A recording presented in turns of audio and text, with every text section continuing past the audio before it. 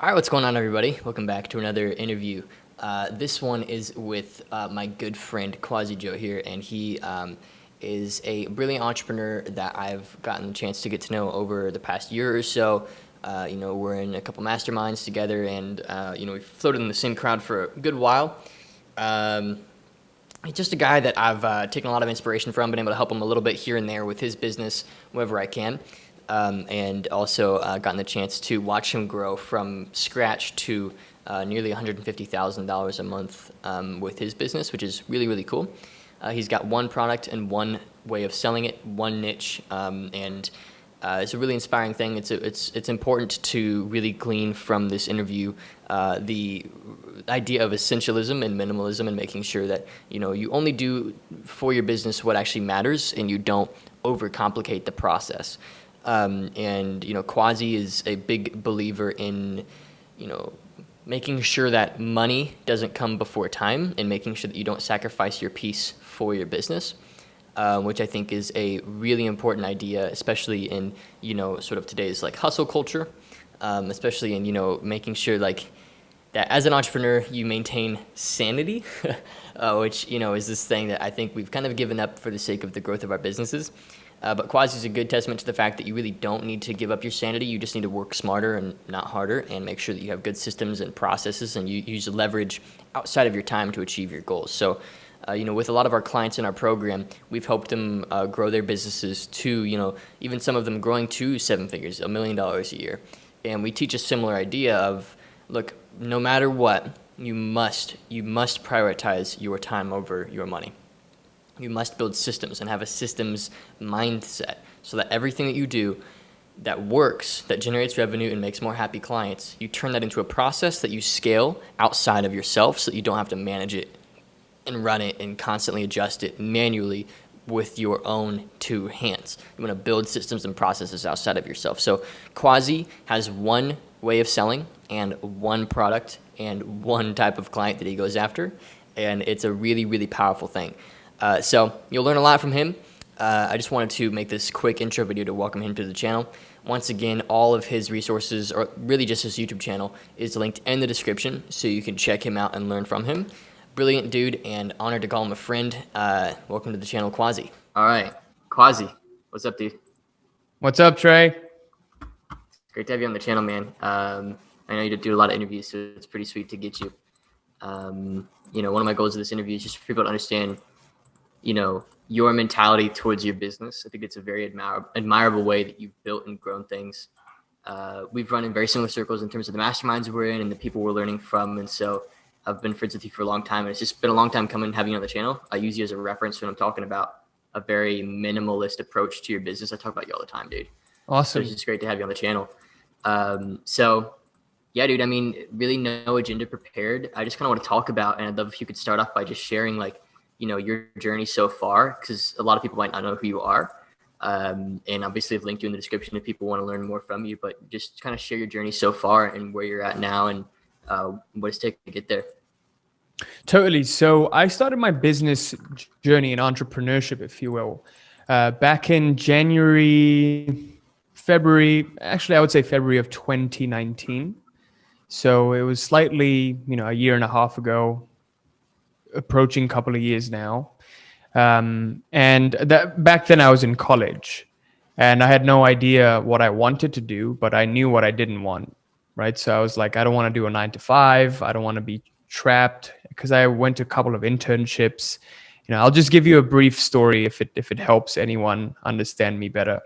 But yeah, I was going to this internship, this engineering internship, and I have an engineering degree from college, from Boston University. And I just absolutely hated college. I mean, it was just study this stuff and follow this rule and do that and do this and get a job and then get married and have kids and die. Great. Retire at 60 and that's it. That's all your life is meant to be. So I was like, no, that I don't want that.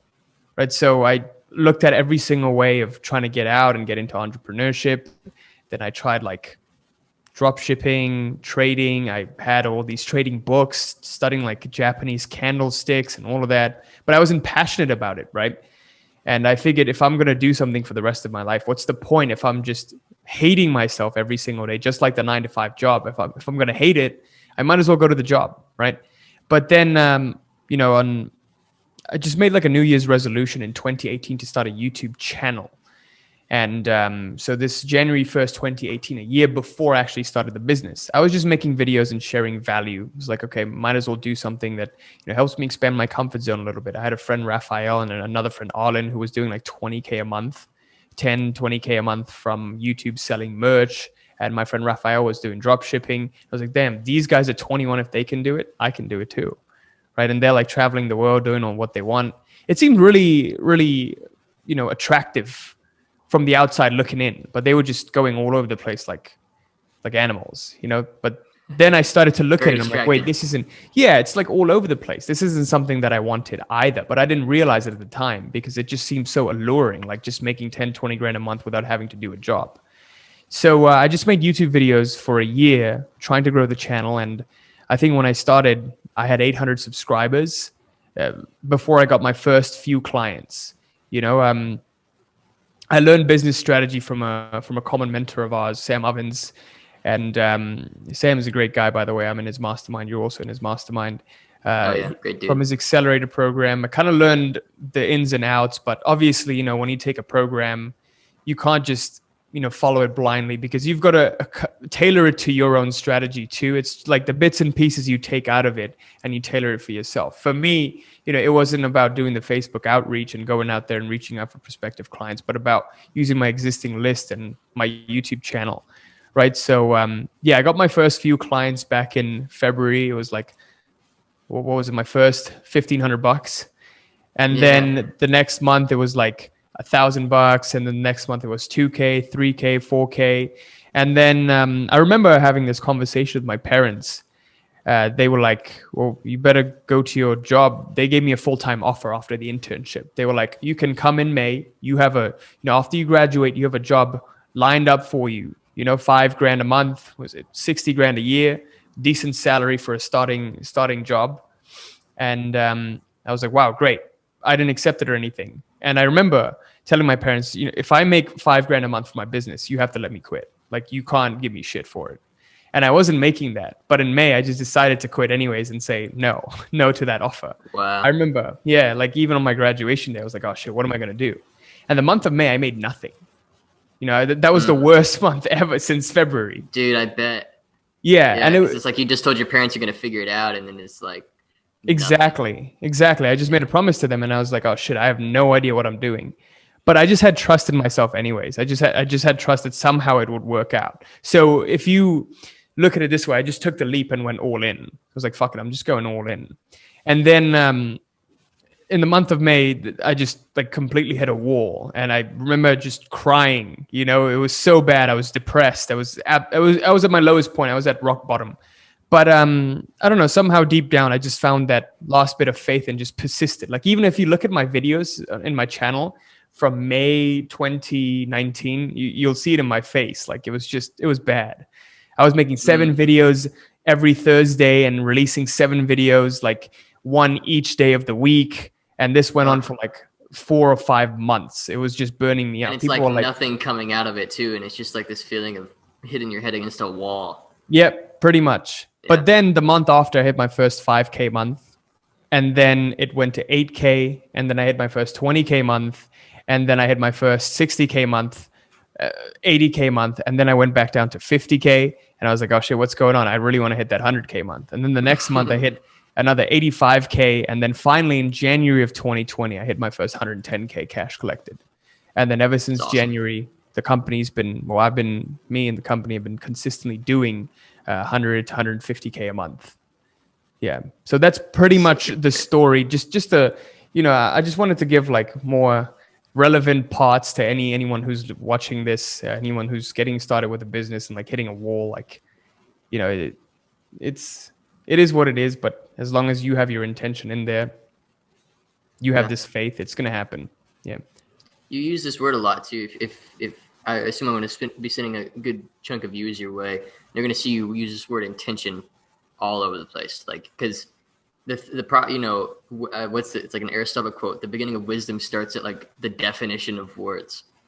And it's like, so when you say intention, what are you saying when you say that, man? Because I hear you use it all the time. I have to kind of dig into that a little bit because, because you did make a big jump, dude. And there was some intention behind it. Like you were at this brick wall, nothing was happening. Like you said, we grazed over it, but there was this point where massive frustration, considering quitting, but it was intention that pulled you through in my eyes. I'd love to hear what you mean by intention and what role that's played. Essentially what I mean by intention, it's a thing that is, it's like a feeling, right? It's like your willingness. The key word here is will. Your willingness to have something, no matter what. I don't care what happens. I'm going to have this. It's going to happen. It's just that like unwavering certainty, unwavering faith that you have. You don't care anymore about what is possible and what's not. For you, you know that this is possible. It's like right nearby, but you just can't see it yet. But you just keep going in the darkness and you keep stumbling around until you find it. It's like you're in a dark room and you're looking for the thing. That's what it is. But intention, what I mean is, the willingness in your decision. When you just make the decision and you say, you know what, somehow I'm going to have this. I don't care how it happens. I don't care if I'm going to go through this period and struggle for the next few months. I don't give a shit. I don't care if I'm going to die and be reborn and then I'm going to come back again and try to do it again. I'll keep going until it happens. Just that unwaveringness in your decision to have. And once you've made the choice, because anything we have in our lives is all a result of the choice that we make. It was never that burning desire you had. It's the choice that was born after that burning desire, right? You had a desire, but then at the end of it, you said, you know what? I'm going to have this. And it happened, right? Everything arranged itself for it to happen. And that's basically what I mean by intention. That's super good, dude. And big topic change, because we could spend a lot of time there. Yeah, I feel like probably. I mean, we could go in circles for a while. So I would just encourage people to check out your channel if they want more on that, because it's like that's a huge thing for you and your clients, and I know that. So let me ask you this. One of the ways that you've really inspired me, because we're at about 7 figures a year, in terms of revenue. And in terms of, where I find myself, in a state of just like, I can get overwhelmed unless I focus in on what really matters. And it's the minimalist approach that you bring to your business that, from my corner in a fairly separate industry, I've modeled a lot of like similar like mindset and worldview. And so kind of, if you wouldn't mind, like, kind of share your journey of discovering the importance of essentialism and minimalism in your business, because like I don't think it would exist without your mentality towards these things. Just watching how you operate and having helped you with a few key projects as well and helping you grow wherever I can. I've been able to observe a lot of these like just new paradigms that have really inspired me. So when it comes to essentialism and minimalism, like kind of speak to that a little bit. I'm kind of going to put the ball in your court there, however you want to speak to that, because I think it's a really important topic, and I'd love to hear your journey of discovering the importance of these things and how you practically implement, a say no until a yes is earned kind of a mentality in your business. Yeah, it's funny you should ask me about that, because I was just on a call earlier, like a mastermind call, and one of the girl, she was asking me, Quasi, how do you do it? Like, how are you making like 100 grand a month and you have so much free time? Because I was just like, well, I have a lot of free time. If I had an assistant to follow me around, they would just be like, well, he's just working on the business. I can't really, there's not much operation stuff, right? The administration stuff of it, I've just learned to keep it very, very simple and just eliminated all else, right? And people get shocked when they're like, you only have one product and you've scaled it to 100 grand a month. What? Like, that's crazy. Yeah. I sell like 30 different $97 courses, and I sell like 50 different meditations and books, etc. Like, the way I look at that is it just, everything that you add, every little thing that you add, sure, it can make you a little more money, but it also adds complexity, which takes away your time. And you can scale money. You can scale money, but you can't scale time. Time is not scalable. You can make more of money, but you can't make back time. So the way I look at it, that's why I'm never really afraid to invest in coaches or programs or anything. I was on a call for like one of the programs. I won't mention the name of it, but the rep just sold me the wrong program, but because I was I was sure that, I want to buy this because I've seen the results and people are doing well. I was just like, yeah, okay, let's do it. It wasn't a problem because the way I look at it, if I invest my time into something, then, it's like, I would rather not invest time, but I would rather invest money in it and go at my own pace and just learn that and make it a project that I'm willing to commit to. So in that way, I always look at time as the most valuable thing. And every additional thing that you add to your business, it just makes it really, really complex. And this complexity will just take away time from your life. Yeah. Wow.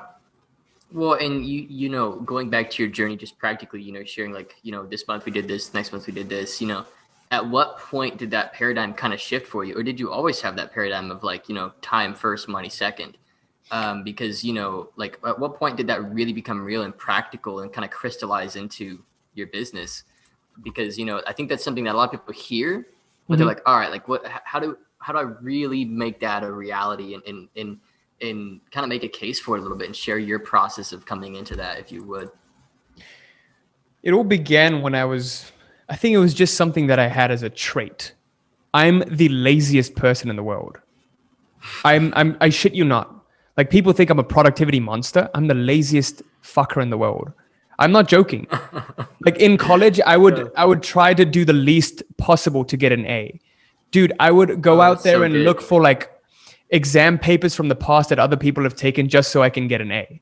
My whole thing was, I'm optimizing for the A. Okay, I need to get a good grade in this class. How do I do it? What's the least I can do so that I can do it and go out and party and have fun? That's what my mentality was in college. And somehow I've captured a little bit of that mentality. And I was like, okay, this is the goal. What's the least I can do to achieve this goal? I'm never looking to go above and beyond. I'm looking to achieve the goal, and the least I can do, the least energy I can expend doing it. So this is something that's been that's bled into entrepreneurship for me as well. Yeah. So it's just finding sources of leverage instead of using your time as leverage. Exactly. Yeah. Because whenever I think of a new opportunity, I always in the back of my head, I'm like, this is a shiny object. Is this really worth it? I'll think about it, because once you start to meditate a lot and you start to observe yourself, you get really, really spiritual. You start to look at these thoughts as just thoughts. They'll come. You'll get 1,000,001 every single day. But the ones that you can easily relinquish 1,000,000 of them. But the one that sticks to you that you just can't get rid of, that's the one you've got to act out. Okay, that's the one you've got to really follow through and see through till the end. So that's what happens for me. There's 1,000,001 thoughts that I get. But with most people, what happens is they look at the 1,000,000 thoughts and move in 1,000,000 directions. I'm just trying to see what I can, what thought I can easily relinquish, because it's not necessary. It's not contributing to that goal. But that one thought that just keeps bothering you day and night and keeps you up at night, that's the thing you've got to act on. That's what you've got to do. So if it sticks for 3 months, 6 months, if you get an idea, just as an advice to any entrepreneur starting up or, in the process of growing, if you get an idea, let it marinate, give it 3-4 months. Give it a while for it to marinate. Don't just act on it immediately. Let it sit there. And if it still stays with you, then you've got to do something about that. So it really is kind of it's almost like you treat your ideas in these inbound thoughts as guilty until proven innocent. It's you have no realm here until I see that there's a practical way for you to play a role. Yeah. And I do see it's this manic, constantly new projects, trying new niches, new products, new offers, new funnels, new everything constantly. And it's people speak to this if you would, because I think you're a great testament to one offer, one message, one just focus. You're a great testament to focus, I feel like. So speak to the person that has 3 different niches and 6 different products and different funnels and processes of selling them, and thinks that eventually they'll stumble into gold, whereas really they're just lying to themselves and they don't even know it. Yeah, just speaking to that person, it's you won't need a lot of these things if you're just clear about what you really want in your life, right? Because people think that, oh, I need to be confident in order to sell. No, you just need to be clear. You need to be clear about who you work with and who you don't. And also with clarity, the thing is, it's kind of like, you also don't know what you really want, because that's always changing too. So what I like to do, a principle I like to live by is 80% I will stick to what's already working, and 20% of my energy will be gone to experimentation. Even with ads, let's say like my daily budget, I'll spend 80% of it with what's working, 20% of it experimenting with new stuff. And again, that depends on different stages in my life, right? At one stage, it could appear that I'm spending 80% on experimenting and 20% on what's already working, because I want to innovate quicker. It's like when you can make that risk, because I just don't like the headache. Like anything that disturbs your peace, get rid of that right now. That's for me, the number one priority is being grounded, being peaceful.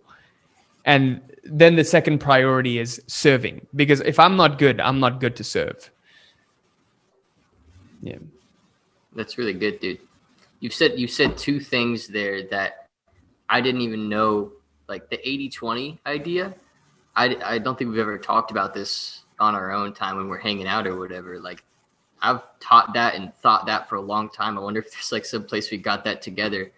But like for those of you listening right now, it's a powerful idea. Discover what works, implement it, take it to its max, and then bring on a little margin to play with something else. Like, but if something else isn't working, you've still got that 80% in what is working. And I think some people's like, here's what people are going to comment. They're going to say something like this, I guarantee it. But like, what about not putting all your eggs in one basket?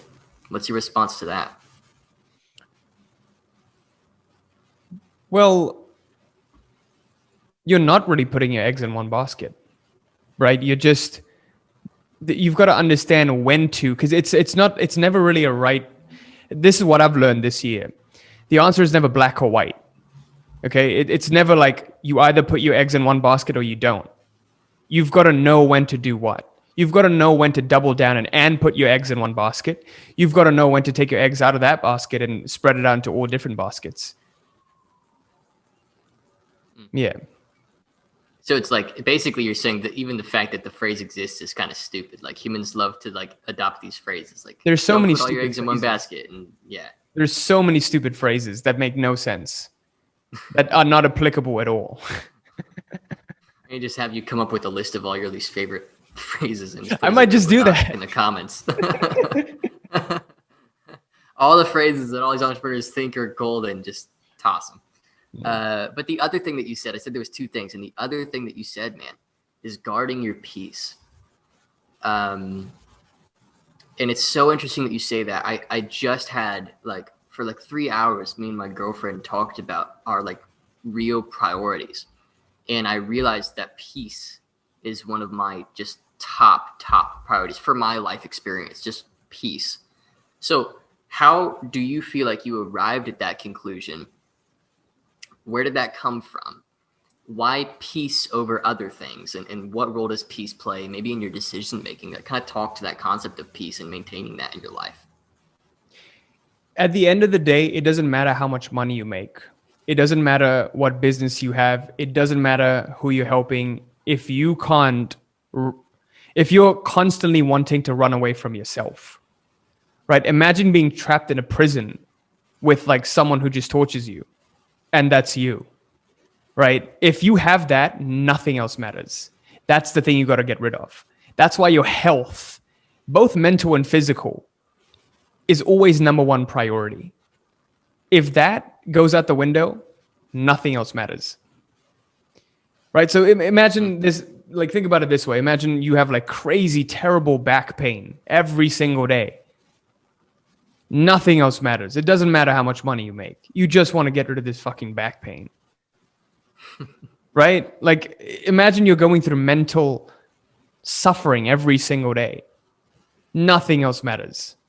So when you add complexity, what happens is if you aren't at the level where you can deal with it, aka you've delegated a lot of it and you can handle that stress, then don't do it. It's just going to make for an unpeaceful life. It's, again, at the end of the day, it just matters what your priorities are. If you want to make a shit ton of money, by all means, go ahead and do it. But like, for me, money's always been a tool. Like, I want to get the company to a certain level and keep it there, and then work on other things on the side that will complement that. Like, maybe the coaching service doesn't scale to $1 billion a month or something, right? But I can build something on the side that does, and also it feeds in to the coaching part of it, complements it, while at the same time serving humanity. I hope that answers your question. Yeah, it does. Yeah. It does.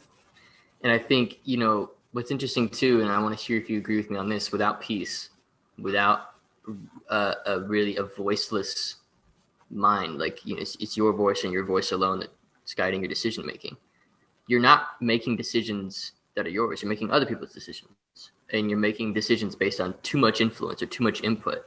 And it's not really the right decisions. And so as a business owner, part of your job is you arrive at like 40 or 50 intersections a day with how you can handle things. Just constantly. Like, you can go left or right with all kinds of little things. And if you don't have peace, you're making decisions that align with maybe somebody else's agenda, or even potentially an agenda that you don't even know is sitting back in your brain somewhere that is just kind of pulling you down.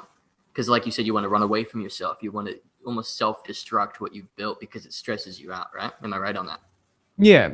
And again, it doesn't really matter if it's someone else's agenda or not, right? Even your agenda is someone else's agenda, but you just identify with it as me, right? It's a complex concept, but yeah, there's something you call as me and you identify with it. That's why all of the ideas and decisions, you claim to be yours, but they're not. They're still influences from outside.